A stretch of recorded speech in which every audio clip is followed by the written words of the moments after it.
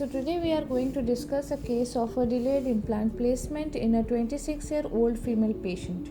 So as you can see, there is a healed bony ridge as the extraction was done 3 to 4 months before planning this procedure. We here can't know the exact length and width of what implant we should place. That's why we got a CBCT where you can get a clear idea regarding the residual bone height from the nerve or else below the sinus and the width of the bone to get an implant of perfect dimension, which can be seen in the CBCT here. The first thing we do is anesthetize the patient giving the block, then we use a 15 number blade and keep the incision, after which we reflect the mucoperiosteal flap as shown in the video. Now the first thing in drilling sequence is the pilot drill, which we use here, which can be seen at the top.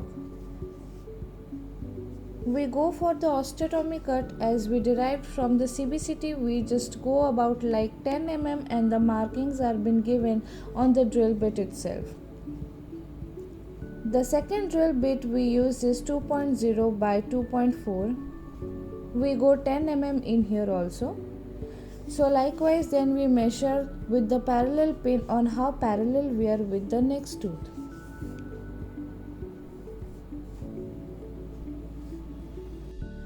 So sequentially we complete the drilling protocol by choosing the next immediate drill bit till we reach the last one.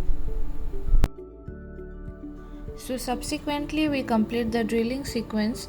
We stop at a drill which is one size width smaller to what we are actually going to place.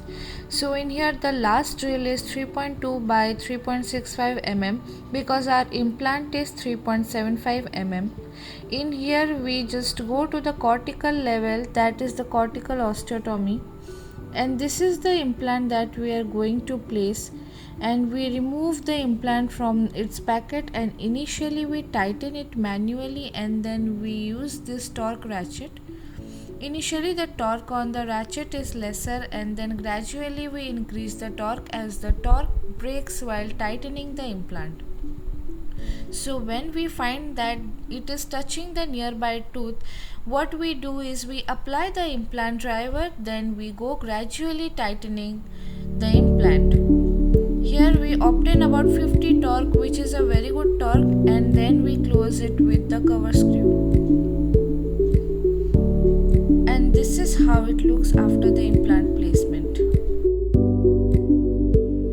And then we take the suture. Then finally we take an IOPA just to confirm our placement, and it is exactly at the crestal level. You can go 1 to 2 mm subcrestally for an optimum placement. Thanks for watching our video. Do like, share and subscribe for more updates.